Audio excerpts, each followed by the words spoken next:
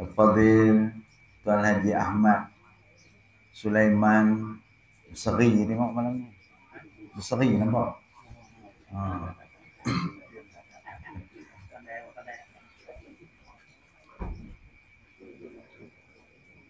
Yang tetamu kita Datuk Ali Yahya, mantan Ketua Bahagian UMNO Sungai Petani,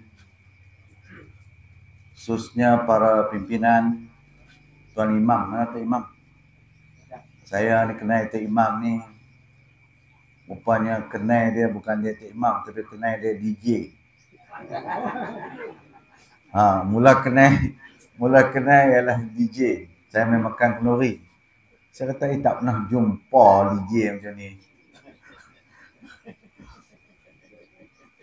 Khususnya tuan-tuan dan puan-puan semua, alhamdulillah, bersyukur pada malam ni saya boleh main di Dun Ustaz almarhum Ustaz Maisa. Saya dengan Ustaz Maisa ni sangat rapat. Kami duduk seorang sebelah. Dia kalau mai sidang je, saya akan minta kat dia coklat. Ustaz, mana coklat? Sebab anak dia kerja di lapangan terbang. Dia pun kerja lapangan terbang. Kalau masuk dalam sidang dun je, Ustaz Maisa akan cakap bab lapangan terbang. Dia bagi saya hadiah. Rupanya Ustaz Maisa ni dia suka bagi hadiah ke orang. Saya ingat dia bagi kat saya seorang kan. Rupanya dia bagi kat semua orang, dia bagi hadiah. Kawan ni kata Ustaz Maisa bagi yang ni, kawan ni kata Ustaz Maisa bagi yang ni. Tapi dekat saya dia bagi satu hadiah yang istimewa. Iaitu dia bagi saya satu tongkat. Sampai hari ni dia ada tongkat tu. Marilah kita hadiahkan kepada Fadhil Ustaz Maisa dengan membaca kitab Al-Fatihah. Alhamdulillahirabbil alamin arrahmanir rahim. Iyyaka na'budu wa iyyaka nasta'in. Ihdinas siratal mustaqim, siratal ladzina an'amta 'alaihim ghairil maghdubi 'alaihim waladdallin. Ustaz Maisa ni dia 3 penggai. 2 penggai dia menang, kemudian ganti dengan MB kita kan. Kemudian ganti pula Ustaz Maisa, dia menang lagi. Ini orang hebat. Perjuangan untuk masyarakat. Dan tuan-tuan yang dirahmati Allah Subhanahu wa ta'ala sekalian.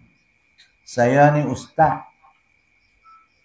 Saya ni guru mengajar di Maktab Mahmud. Selama 12 tahun saya mengajar. Sebulan sebelum nak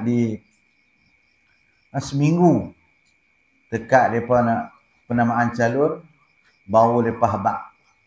Kata, enta kena jadi calon. Kenapa kita pilih daripada cikgu pergi jadi calon? Tuan-tuan, lebih baik kita jadi cikgu. Sebab jadi cikgu tak ada siapa orang marah kita. Adakah orang marah kita? Tak ada. Tuan-tuan boleh tengok antara contoh yang paling mudah ialah Dr. Zulkifli.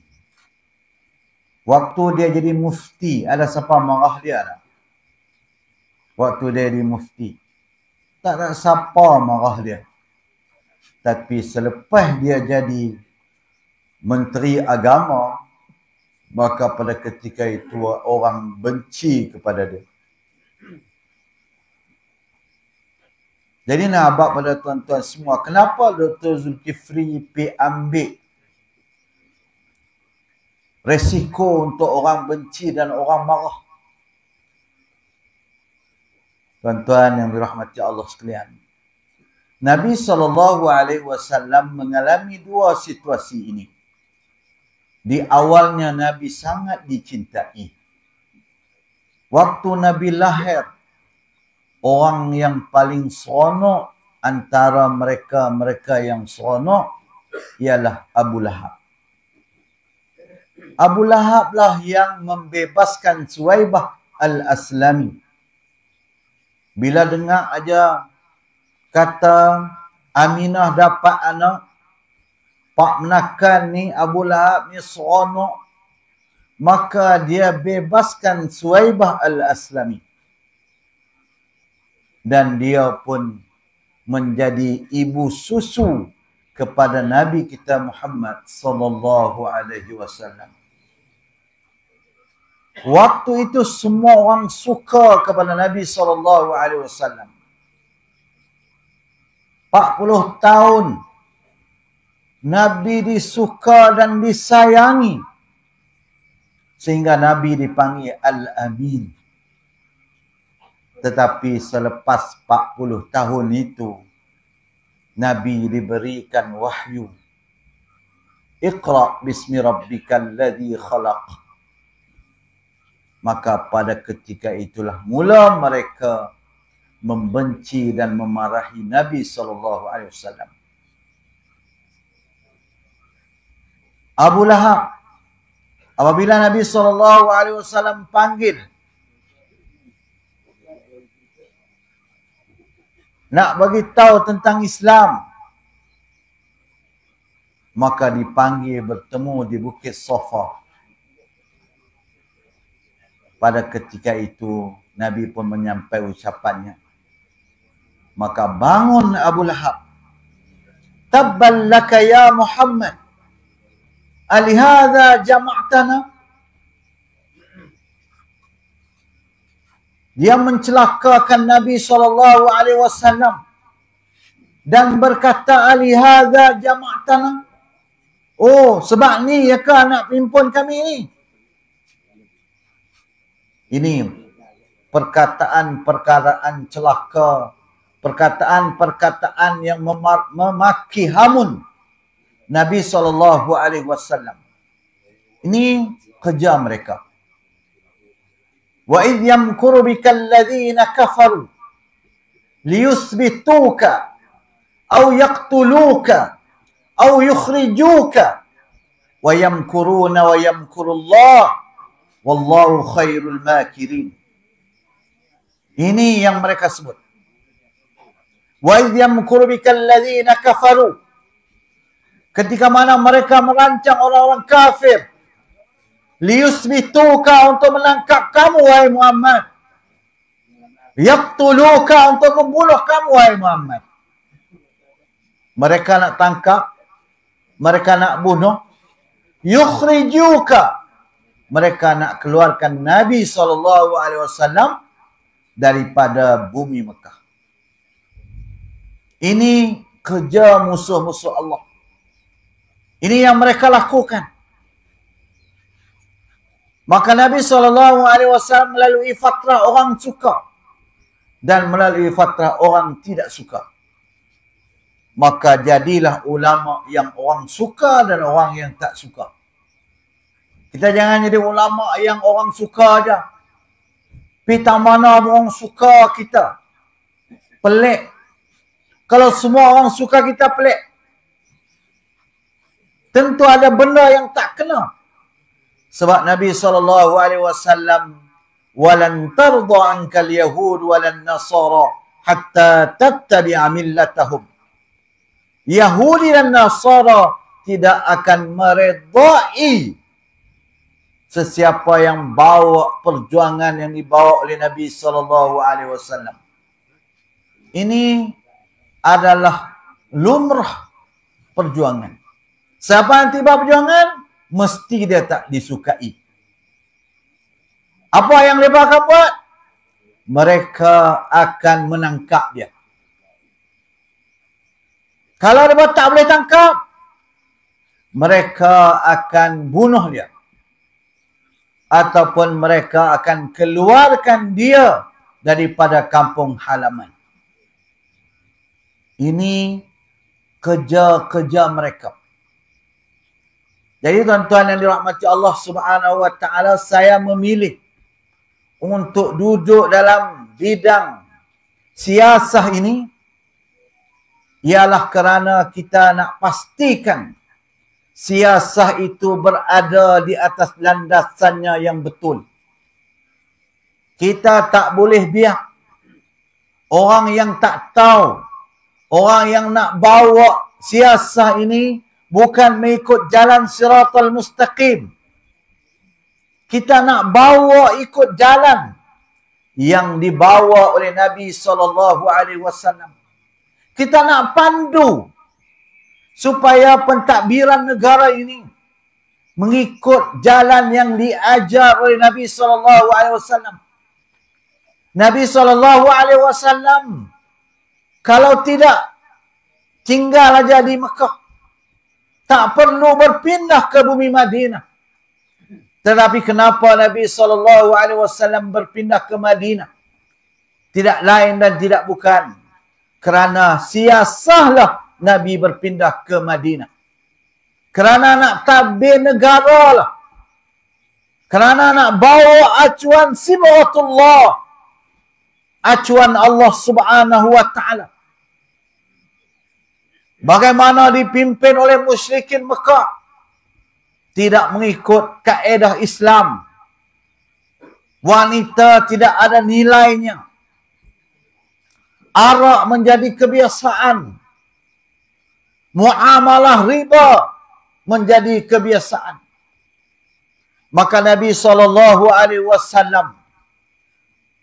ingin membawa cara hidup Islam. Maka Nabi berpindah ke bumi Madinah. Dan Nabi SAW mencipta satu perlembagaan. Dan perlembagaan itu dikenali sebagai perlembagaan bertulis pertama dalam dunia. Yaitu perlembagaan Piagam Madinah. Nabi yang buat perlembagaan. Maka tidak ada hujah kata kita ni Islam tak boleh terlibat dengan politik, dengan siasat. Kalau siasat ini tidak dipimpin oleh para ulama, para pemimpin Islam, maka siasat ini akan dibawa ikut kepala dia. Dia tak ikut kepala Islam. Dalam Islam ni nak jadi pemimpin, Nabi ajak, la tu'ta liman yatlubuha. Nabi kata, jangan bagi pada siapa yang minta. Cuba tuan-tuan tengok. Kawan tu minta daripada dulu. Daripada dulu dia nak jadi. Lah kali barulah boleh jadi juga.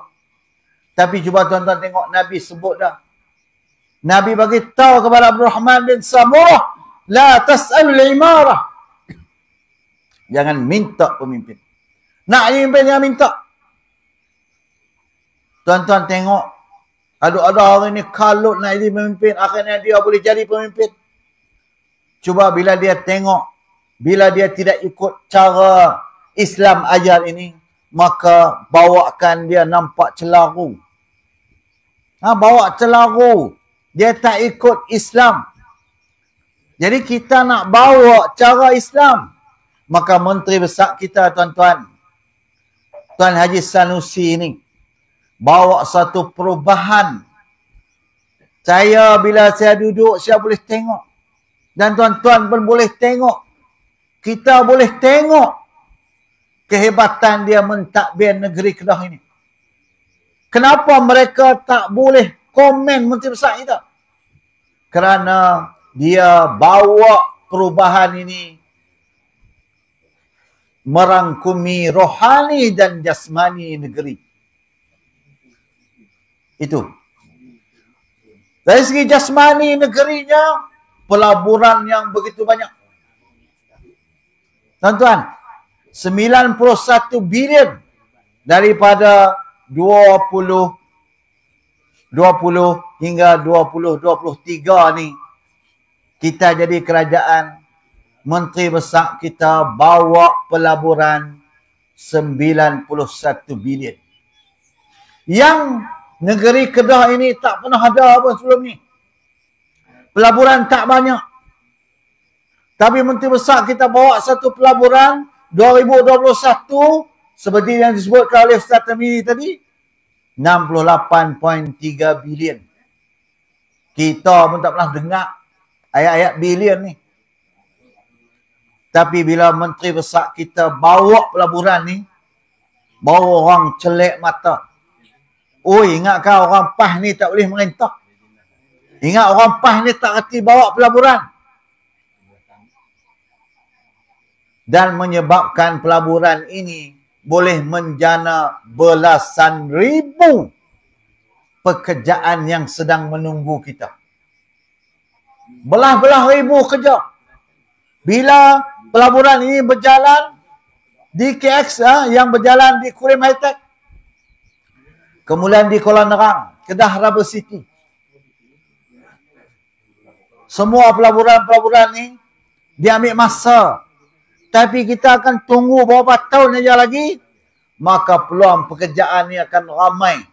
Mungkin orang KL akan mai kerja di Kedah. Hari ini orang Kedah terpaksa pergi Selangor. Ini pemikiran Menteri Besar kita. Yang ini menyebabkan mereka takut. Sebab Menteri Besar kita bawa pelaburan. Bawa hasanah. Bawa elemen jasad ataupun elemen jasmani kepada negeri Kedah. Itu elemen jasmani. Adapun elemen rohani yang dibawa oleh Menteri Besar kita ialah dia berani untuk mengharamkan judi di negeri Kedah ni. Tuan-tuan, waktu sidang DUN, saya sebelum sidang DUN saya pergi jumpa Siam. Sebab ada juga JKK kita orang Siam. Masa tu kita kerjasama dengan UMNO. JKK tu daripada UMNO Siam. Saya pun sembang dengan dia, Sutin. Nama dia Sutin. Saya kata, bawa kita. Habak sikit. Macam mana dalam agama kamu? Sutin bagi tahu kepada saya. Dan saya kata, mengpa dalil-dalil bawa mai dalil-dalil apa? Supaya dalam kitab hang tu habak. Dia cakap Melayu. Saya rakam. Dan saya kata Sutin mengeleng Thailand yang kek. Hang cakap Siam lah, hang jangan cakap Melayu. Dia pun cakap rakam video dan rakam dalam bahasa Siam. Dan saya bawa rakaman itu masuk dalam sidang DUN. Bila saya bawa rakaman itu masuk dalam sidang DUN, ni DAP Derga ni bangun. Dia kata tak boleh, tak boleh. Tak boleh guna audio apa semua, tak boleh. Tapi saya buka dah bagi dengar. Saya kata agama Buddha pun tidak benarkan judi. Agama Buddha tak benarkan judi. Jadi maknanya hangpa yang ketegak ni, hangpa tak pegang pada agama hangpa. Kalau hampa pegang dengan agama hampa, maka hampa pun setuju supaya judi ini diharamkan. Alhamdulillah, kita Kedah sudah haramkan judi. Begitulah juga dengan Kelantan dan Terengganu. Dan hari ini kita dapat Perlis. Perlis pun dah haramkan judi. Itu rohani. Itu rohani. Itu dalaman negeri itu. Roh Islam itu. Yang dibawa oleh Menteri Besar kita. Maka rohani itulah yang Menteri Besar kata dia akan buat juga macam mana pun. Sebab bagi Menteri Besar kita, dia kata aku buat ni, aku tahu Allah ada. Dia buat ni, dia tahu Allah ada. Ini yang sedikit sebanyak kita akan mula buat. Dekat pondok-pondok, dekat sekolah-sekolah, kita akan turun bagi sumbangan. Baru ni Menteri Besar bagi juga sumbangan. Pasal kita dapat negeri. Kalau kita dapat negara, kita boleh bagi banyak lagi. Hari ini dia main duk bagi. Dia bagi tu pasal nak pilihan raya. Tapi kita di peringkat DUN, peringkat kerajaan negeri ni, di bawah Datuk Najmi, ada dah strategi dan plan-plan yang kita laksanakan. Tuan-tuan, itu yang dilakukan oleh kita peringkat negeri Kedah. Saya diamanahkan sebagai adun di Bukit Lada. Tuan-tuan tahu tak, setiap bulan, setiap DUN, saya rasa sama aja, JKM akan bagi, kalau saya di DUN Bukit Lada ni, di Pokok Senar ni, JKM setiap bulan 620,000 sebulan. Saya rasa kok sik ni lagi banyak. Sebab orang susah sik banyak daripada kami di belah Bukit Lada. Tu dia, 1.4 juta. JKM 1.4 juta. Satu bulan. Kami setengahnya. Sebab saya dah tengok bilangan-bilangan tu, kami 1,000 lebih. Mungkin sik 3,000, 4,000 orang yang di bawah kemiskinan.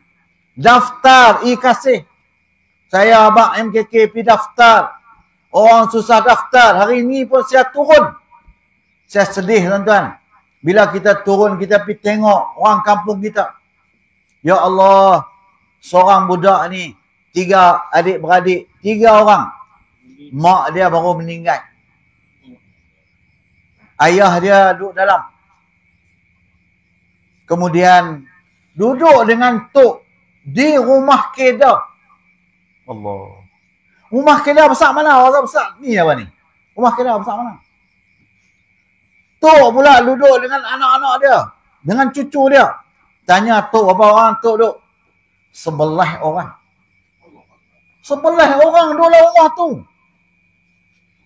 JKM bagi 2 orang, saya abang kat pengarah apa JKM kat sana, saya kata, tuan boleh pergi tengok sah. Ketiaklah kita bagi kok mana nak bagi mereka boleh lebih sikit. Tok ni jaga. Ni orang susah. Dan saya menteri besar kita ni, saya sangat respect. Mula-mula dia jadi menteri besar, dia telefon saya, dia kata saya nak pergi rumah ni. Allahu Akbar. Nak main rumah siapa berada ni? Kan? Rupanya dia nak pergi rumah orang susah. Dia telefon saya nak pergi, saya telefon JKM, saya tanya ni rumah ni macam mana. Dia dapat maklumat, orang habaq aja kawan dia susah. Susah betul tuan-tuan, susah. Saya pergi tengok, ya Allah, sedih kita pun tengok. Waktu tu kita baru mula jadi. Menteri besar turun pi dan dia bawa duit 5,000 tuan-tuan. Dia suruh perbaik rumah, dia suruh buat apa. Kemudian di tempat saya juga menteri besar turun. Bila dia dengar cerita, kata ada seorang budak perempuan tuan-tuan. No? Budak perempuan duduk dengan tok dia. Mak dia gila. Mak budak ni gila. Allahu Akbar. Dan mak dia meninggal dunia. Mengaji dapat elok. Dapat 4 flat. Dapat 4.0 dalam STPM. Bini menteri besar turun dulu. Tuh puan turun dulu. Kemudian dia bagi tahu ke MB kot. MB kata dia nak turun juga. Rupanya MB dah nak ambil dia jadi anak angkat. Ambil dia jadi anak angkat. Saya ingat dia nak angkat ni biasa je lah. Tak tuan-tuan. Budak ni nak pergi USM. Dia pergi hantar di USM. Dia pergi hantar di USM. Dia kata apa? Budak ni tak ada ayah. Akulah ayah dia. Allahu Akbar. Tok ni, yang duk belah cucu ni, satu hari dia pergi kedai. Saya cerita, kata. Dia pergi kedai, saya duduk ada di kedai. Dia kata dekat tuan kedai, dia kata, Wailukung rian neng. Allah, saya keluar air mata. Dia kata, kat tuan kedai, Wailukung rian neng. Tolong simpan udang kat saya RM1. Allahu Akbar. Tok tak larang. Tinggal, timbang kat saya udang RM1. Nak buat apa? Buat sayur makan itu je lah. Tapi Menteri Besar kita sangat prihatin. Dan dia tolong budak ni, saya tak tahulah lepas ni. Baru ni, dia turun mai juga. Hari tu hari raya ke apa? Dia nak turun puasa. Dia kata, aku nak mai buka puasa rumah budak ni. Allah. Kami pun gelabah. Pukul 7, 6.30 baru abang kata dia nak mai. Dia mai, dia bawa nasi, dia makan. Duduk sekali orang biasa. Ni saya nak abang, kata tuan-tuan, bahawa rohani, dalaman Menteri Besar kita yang menjiwai rakyat. Yang ni yang mereka tak suka. Dah lah boleh bawa pembangunan. Boleh bawa kemajuan. Saya kalau jadi Perdana Menteri lah tuan-tuan, saya setuju apa yang Menteri Besar kita buat. Sebab kita nak jaga kaum kita. Kita nak jaga bangsa kita. KXP. Aerotropolis. Kedah Aerotropolis. Ataupun lapangan terbang. MB kata 100 kali dah aku abang rasa. Abang kata bukan nak buat lapangan terbang penumpang. Nak buat lapangan terbang kargo. Saja buat pekak. Saja buat pekak je. Tak mau. Sebab apa? Sebab kemajuan itu menguntungkan kita, tuan-tuan. Menguntungkan rakyat Kedah. Menguntungkan kita orang Islam. Kita perlu memberi komitmen kepada hak kita orang Islam. Hak kita orang Melayu. Ini bukan resis. Kerana dalam perlembagaan menyatakan bahawa kita lah orang asal di sini. Mereka lain hanyalah baru main, tumpang. Kita ni baik. Bila main tumpang rumah kita, kita bagi bilik dekat dia, dia duduk dalam bilik. Tapi, bila dia kuai lama, dia nak halau kita keluar daripada rumah. Jenis ni yang geram ni, tuan-tuan. Jenis ni lah yang kita geram. Kita ni bagus dah. Tuan-tuan, kalaulah negara lain, nescaya kita tak tahulah orang yang ada dalam negara kita macam mana. Cuba kita tengok kawan-kawan kita dekat dengan Ustaz Miri mana? Erbarkat apa? No, bukan apa nama? Hak di Kemboja ni. Burma. Nampak tak? Mereka buat kawan Islam macam mana? Mereka bunuh orang Islam. Tapi kita orang Islam lain. Kita ditarbiah Islam macam mana? Kita hormat dan kita jaga. Semua ini pasal Islam yang ada dalam diri kita. Jadi tuan-tuan, kita mengharapkan kepimpinan Menteri Besar kita ini, kepimpinan yang membawa kebahagiaan rohani dan jasmani yang perlu kita teruskan. Semua orang suka, anak muda suka. Baru ni, mereka buat himpun anak-anak muda. Bagi seorang RM1. Puak-puak tu kata, kami tak apa, kami ambil. Tapi kami sokong PN juga. Dia kata. Pening. Pening kan? Pening. Anak muda beri sokongan semua pada Menteri Besar kita. Sebab orang tahu, orang tengok perjuangan yang dibawa oleh Menteri Besar kita. Dan yang paling saya respect tuan-tuan, ialah berkenaan dengan sejarah Melayu yang diceritakan oleh Menteri Besar kita. Kita ni tak baca sejarah musuh bisik itu macam mana. Tuan-tuan, 60,000 orang. Yang tinggal hanya 6,000 orang. Maknanya 54,000 meninggal.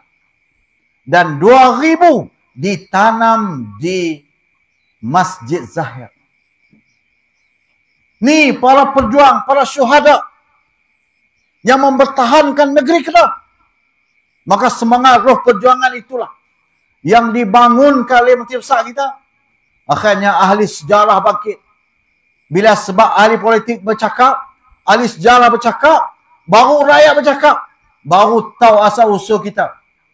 Kita tidak sama sekali akan tunduk kepada musuh-musuh Islam.